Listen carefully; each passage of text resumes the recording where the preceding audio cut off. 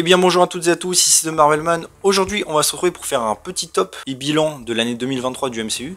Donc comme le titre l'indique, d'abord je vais vous donner mon classement des projets de cette année, avec une petite critique même si elles sont toutes disponibles sur la chaîne, et après parler un peu de bilan pour 2023 et espérer le meilleur pour la suite. Mais donc commençons sans plus attendre. On a eu 7 projets Marvel Studios, on va dire MCU cette année, et en 7ème je vais mettre du coup I Am Groot saison 2. Beaucoup l'ont oublié je pense, série animée sur Groot. Et alors oui, si je la mets aussi bas du classement, je pense que vous en doutiez, c'est tout simplement parce que elle ne raconte pas grand chose et c'est plus des courts-métrages pour enfants. Alors non pas que ce soit mauvais, c'est assez sans doute distrayant. Et même pour les enfants, j'imagine que c'est très cool. Mais après évidemment, bon moi qui suis plus grand, c'est juste un petit peu osef et comme j'ai dit, un divertissement. Mais sans plus, donc voilà. Ensuite, on va passer à un film avec Ant-Man and the Wasp Quantumania. Film, je pense, qui a déçu énormément de gens. Moi, moitié compris, je veux dire, je savais, connaissant les Ant-Man, que ça allait être un peu dans le même ton et que ça allait pas être un truc de ouf. Donc j'ai moins été déçu, mais ça n'en reste pas moins que le film a franchement de gros défauts. Bon déjà visuellement, abomination. Mais c'est vrai que c'est un film, même si sur le moment, la première fois que je l'ai vu, on peut dire que ça passe. Avec le temps, on ne retient que les aspects négatifs, et c'est un film très oubliable. Avec un Kang évidemment qui a été complètement, j'allais dire, massacré, surtout à la fin. Et MODOK, alors là j'en parle même pas, une catastrophe absolue. Et quand je pense qu'ils ont empêché Agent of Shield d'utiliser MODOK pour faire ça, franchement, quelle honte. Et un film en lui-même, pareil, vraiment oubliable, osef, avec plein de facilités scénaristiques. Un film, on dirait qu'il est écrit par une IA, et franchement un truc à ne jamais refaire. Donc voilà. Ensuite, on passe à Secret Invasion, série Disney+, qui avait du potentiel, donc évidemment sur le comics du Secret Invasion. Le problème, c'est qu'ils en ont fait une série à petite échelle, pas un film avec de grosses conséquences comme est censé l'être Secret Invasion. Donc on rate complètement l'aspect, j'allais dire, guerre qu'on a dans le comics. Et même au niveau, j'allais dire, de l'invasion secrète, cette série, franchement, était un gâchis total. Alors oui, comme si vous avez vu ma critique, je trouve que la série commençait plutôt bien. Alors même s'il manquait beaucoup de choses, je trouvais que le concept était intéressant. Et l'ambiance posée de la série aussi. Le seul problème, c'est qu'encore une fois, j'allais dire la récompense, la conclusion de la série n'est absolument pas à la hauteur des promesses tenues, on va dire. Et la série retombe complètement à plat, avec un méchant qui n'a aucun sens et qui est rempli d'incohérences. Je veux dire, même la série elle-même, tous les personnages n'ont absolument aucun sens et sont totalement incohérents. On a un nouveau personnage, Gaïa, qui est d'ailleurs devenue tellement puissante que maintenant ça va être difficile de ne pas l'appeler à chaque fois. Déjà dans The Marvels, où est-ce qu'elle était? Et franchement, même si on a de très bons acteurs dans la série, c'est une série totalement gâchée par le scénario qui est osef sur 20 et qui contient énormément d'incohérences. Et qui passe totalement à côté, j'allais dire, du délire du comics, qui est la paranoïa. Comme j'ai toujours dit, Agent of Shield a fait en un épisode, saison 4, épisode 15, mieux que tout Secret Invasion au niveau de la paranoïa sur qui est qui. Et franchement, ça en dit long. Donc voilà, projet très oubliable et dommage. Ensuite, on va passer à What If saison 2. What If, du coup, saison 1 que j'avais bien aimé, saison 2 que je trouve bien en dessous. Avec, comme je l'ai dit, des concepts franchement très oubliables, soit qui sont très peu intéressants, soit très mal exploités, alors qu'ils ont un univers littéralement entre les mains. Vu que c'est en animation, ils peuvent tout faire ce qu'ils veulent, mais pourtant non, ils n'y arrivent pas. On a quelques épisodes qui sortent un peu du lot, je pense surtout du coup à l'enchaînement 5, 6, 7, 8, qui pour le coup eux étaient assez sympathiques, pas incroyables mais sympathiques, et qui étaient légèrement originales, peut-être le 2 aussi un petit peu dans son concept, mais franchement extrêmement oubliable et assez médiocre en général. Et franchement, il faut vraiment que Marvel commence à se décider à sortir les doigts, pardonnez-moi l'expression, pour faire la saison 3 de What If. Même si à mon avis, le niveau n'a pas beaucoup se relever. Surtout, comme j'ai dit, par rapport au niveau du potentiel que ces projets ont. Ensuite, on passe à un autre film qui est The Marvels. The Marvels, du coup, qui a fait d'ailleurs le pire score au box-office du MCU. Bon, pour des raisons, j'allais dire presque un peu légitimes, le fait que le public en avait un peu marre et qu'il subit les conséquences. Après, le projet en lui-même, je l'ai trouvé plutôt sympathique, encore une fois oubliable, mais sympathique. On passe un meilleur moment, je trouve, que devant Ant-Man 3. La méchante que tout le monde a détesté, personnellement j'ai trouvé sympathique, dans le sens sur les motivations surtout du perso. L'alchimie entre les trois était pas mal, les effets spéciaux beaucoup mieux que d'habitude, l'action pareil plutôt originale. Bon, Nick Fury et les Skrulls toujours une catastrophe mais ça c'est pas nouveau. Mais bon, l'histoire elle-même, ça va. On sent qu'il manque pas mal de choses qui ont été coupées, ça on le savait. Et le film honnêtement pourrait être mieux, mais je trouve qu'on passe un assez bon moment donc c'est assez cool. Même si évidemment c'est très oubliable. Et la scène post-crédit d'ailleurs tisse pas mal de choses intéressantes pour la suite. Et enfin on arrive, j'allais dire, au top 2 avec les deux projets, franchement j'ai un peu du mal à les classer. Mais bon au final on va laisser parler le cœur j'allais dire. Et du coup en deuxième on va mettre Loki saison 2. Alors je pense qu'objectivement c'est le meilleur projet de cette année. Mais bon je le mets en deuxième par rapport juste à mon appréciation. Une saison 2 que j'ai trouvé vraiment bien au-dessus de la première, qui avait beaucoup de problèmes je trouve d'écriture. La saison 2 corrige, j'allais dire, et améliore tout ce qui a été fait dans la saison 1. On explore beaucoup plus le côté, j'allais dire, un peu Kang et multiversel par rapport à lui et même le côté TVA en général, ce que j'ai beaucoup aimé. Loki est certes mis un peu, j'allais dire, en second plan, excepté vers la fin, Mais déjà, je veux dire, dans la saison 1, Loki n'était même pas le vrai Loki, enfin il avait rien à voir avec l'ancien personnage, et ça c'était totalement incohérent, donc voilà. Et franchement, c'était une série qui envoyait du lourd. Des concepts originaux, en tout cas originaux pour le MCU je veux dire, assez bien exploités, des acteurs qui jouent bien, des personnages qui sont pas des blagues toutes les 3 minutes, et une conclusion qui franchement était très stylée et donne envie évidemment de voir la suite, et qui était vraiment grandiose. Donc pour le coup, Loki saison 2, bien au-dessus de la première pour moi, et très bonne surprise. Et du coup en numéro 1, même si bizarrement j'en ai pas tant de souvenirs que ça, c'est les Gardiens de la Galaxie 3 que j'ai décidé de mettre, surtout pour j'allais dire la conclusion des personnages. Alors honnêtement je pense pas que c'est le meilleur film des Gardiens, le 1 pour moi est bien meilleur, mais on peut pas reprocher au film pas mal de choses. Déjà il a un très bon méchant, ce qui change un peu par les derniers trucs du MCU. On a une alchimie entre équipes qui fonctionne toujours très bien, qui donne une conclusion satisfaisante je trouve à tous les personnages, et d'ailleurs sans en avoir tué aucun, ce qui est assez étonnant pour le coup, ça m'a surpris. Et un épisode j'allais dire même presque un peu plus sérieux que les autres, donc c'était cool. Alors évidemment le film a quand même quelques défauts, des fois de l'humour un peu trop omniprésent, mais ça c'est le problème des Gardiens et j'ai même d'Hollywood maintenant en général. Adam Warlock en particulier hein, qui est une catastrophe absolue, mais ça je veux dire c'était annoncé d'avance. Hein. Dès que j'ai vu même l'acteur ou même j'ai dit dans quelle franchise il était, c'est-à-dire les Gardiens, j'ai direct compris qu'il allait être une blague. Et donc même si ce n'est pas pardonnable, hein, je veux dire je le savais donc j'ai pas été surpris et j'ai pas été déçu. Et aussi je trouve que le film a une esthétique vraiment moins ouf que les premiers, une ambiance un peu j'allais dire grisâtre, un peu moche. Même au niveau de l'action, hein, l'action avec la scène même du couloir que tout le monde a adoré, elle était sympa, mais bon, j'ai vu mieux, hein, que ce soit dans les films Marvel Studios, ou bien entendu les séries MCU, que ce soit par exemple des scènes de couloir de Daredevil, par exemple, hein, juste pour citer ça.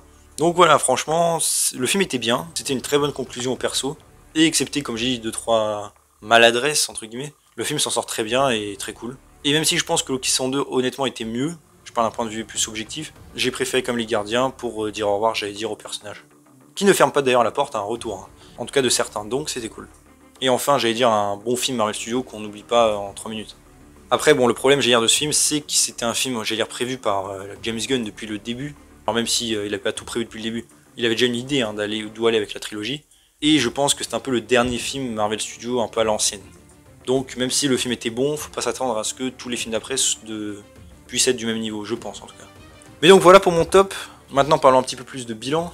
En général, hein, comme on l'a vu là, ça a été une année compliquée pour Marvel, qui a enchaîné vraiment projet mauvais sur mauvais, ou alors en tout cas mal accueilli. Comme j'ai dit, quand on enchaîne She-Hulk, je vais dire même l'année dernière, hein, Miss Marvel, Thor 4, bon pour moi Moon Knight aussi, et que dans l'année on nous vend quelque chose d'un peu plus adulte, un peu plus sérieux, un peu plus épique aussi, avec par exemple Kang dans Ant-Man 3, et qu'on se retrouve avec des films aussi mauvais et oubliables, ou comme j'ai dit, Secret Invasion par exemple aussi, hein, que beaucoup attendaient.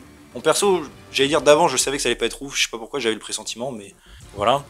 Après, on a, comme j'ai dit, un bon film en 2023 avec Gardiens de la Galaxie. Le problème, c'est que c'était un film, j'allais dire, d'avant, quoi. Même le scénario était écrit, je crois, déjà en 2019-2020. Donc franchement, ça datait, hein, c'était pas nouveau. C'était un peu, j'allais dire, l'OVNI au niveau du MCU dans cette année, qui n'avait rien à faire là et qui était là par un concours de circonstances. On a aussi, bon, c'est vrai, Loki saison 2 qui pour le coup a relevé le niveau. Après, j'allais dire un peu à l'instar des Gardiens 3, le problème avec Loki, c'est que la saison, même si contrairement à ce que beaucoup disent, elle n'était pas prévue et écrite des années à l'avance et tout était planifié, absolument pas. Ils se sont quand même très bien débrouillés, je trouve, pour cette saison 2. Comme j'ai dit, ils ont, selon moi en tout cas, amélioré et perfectionné la série en supprimant les défauts et en améliorant ce qui était bien. Donc c'est cool, ils ont appris même de leurs erreurs, entre guillemets, avec la saison 1, en tout cas pour faire mieux. Mais comme pareil que j'ai dit, ce projet, le problème c'est qu'il est une suite à un autre projet. Du coup, c'est un peu galère de le jauger comme ça. Et après, on a enchaîné du coup avec The Marvels, qui est un film déjà bon, assez oubliable en général, et avec des persos qui ne sont pas appréciés honnêtement du MCU. Je parle par le public général, hein, pas tout le monde. Et aussi, comme j'ai dit, qui s'est pris les conséquences de ce que Marvel a fait ces derniers temps, depuis plus d'1 an. Et vu que le public en a marre d'être pris un peu pour des guignols, bah ils l'ont fait savoir en allant tout simplement pas voir le film. Et je pense que ça va se répercuter encore. Et enfin, on finit, j'allais dire, l'année avec What If saison 2, hein, qui pour moi est aux F sur 20 et que 90% des gens, je pense, ne vont même pas regarder. Donc voilà. C'était une année franchement pas très forte pour Marvel. Il faut pas oublier en vrai que toutes ces productions, bon à part celles qui sont bien sûr, hein, subissent, j'allais dire, la politique qui s'était lancée à l'époque de la phase 4, avec on enchaîne les projets le plus possible. Faut pas oublier aussi que ces projets ont enchaîné beaucoup de galères, hein, même Secret Invasion. Hein. Je veux dire, la série a littéralement été retournée à la moitié parce que le réalisateur est parti, enfin bref. Franchement, c'était compliqué, même Loki saison 2, hein, même si elle s'en sort bien, elle a eu pas mal de problèmes de tournage et d'écriture, hein, la série a été refaite 2 fois à peu près, de ce qu'on savait. Donc voilà, c'était une année galère, mais j'allais dire, même si c'est pas pardonnable, hein, les projets mauvais, ils s'enchaînent les répercussions de la politique d'avant. Et comme j'ai toujours dit, le problème c'est que, même si Marvel apprend de leurs erreurs et veulent refaire un peu à l'ancienne, les conséquences on ne les verra pas avant, j'allais dire, je pense 2026. Donc on va encore devoir peut-être avoir des projets moins ouf ou lambda, avant de retomber sur un truc normal. Donc ça va être compliqué forcément pour Marvel. Après l'année prochaine, je pense, s'annonce peut-être meilleur. En tout cas, on peut l'espérer. Déjà, on n'aura qu'un seul film qui est Deadpool 3. Alors lui, évidemment, je pense qu'il va très bien marcher. Mais ce qui est ironique, je trouve, comme j'ai toujours dit, c'est que Deadpool 3, même si évidemment il fait partie du MCU, j'allais dire à 99%, c'est un film Fox, X-Men. Et quand je dis X-Men, c'est pas que, hein, même ancien truc, ancienne franchise des années 2000. Et c'est quand même marrant que ce soit ça qui hype les gens et absolument pas le MCU actuel. Et littéralement aussi, on ramène des persos de l'époque, hein, le Wolverine de Hugh Jackman par exemple. Donc bon, même si je pense que ce film-là va marcher et sans doute être bien, il n'y a pas de raison qu'il soit mauvais, le problème c'est que ce ne sera pas pour les bonnes raisons. Et il sera vu sans doute comme un ovni, puisqu'il l'est techniquement, puisque Deadpool 3, encore une fois, de rumeurs, ne devrait pas vraiment avoir de lien avec le MCU, excepté le TVA. Donc c'est marrant. Et du coup, on sait qu'il y aura plus de liens par rapport aux séries, déjà avec des séries animées. Eyes of Wakanda, Freshman Year, bon. Ces séries, a priori, à part Eyes of Wakanda, ne sont même pas canon. X-Men 97, pareil. Même si c'est Marvel Studios, ce n'est ni canon, ni même franchise du MCU. Donc je le compte même pas. Et à part ça, on aura a priori 2 séries avec Echo. Echo qui, pour le coup, bon, moi j'ai toujours dit que la série allait sans doute être excellente. En tout cas, avait le potentiel pour l'être. Et qui sort d'ailleurs très bientôt. Cette série, je pense, va pas mal, en espérant qu'elle soit bien, hein, évidemment, malgré ses premières productions. Peut-être réaffirmer un peu le côté normal de Marvel avec un côté adulte. Puisque oui, bon, la série d'ailleurs, son marketing est basé limite que sur ça. Mais la série va être plus violente et mature. Encore une fois, ça veut pas dire forcément que ce sera bien, mais au moins on va retourner dans un côté adulte, qui manque énormément à Marvel à l'heure actuelle. D'ailleurs, je pourrais en faire une vidéo dédiée, mais ce qui est marrant, c'est que là, la tendance actuelle est aux productions sérieuses et qui se prennent au sérieux, et on ne fait que des productions drôles et osef.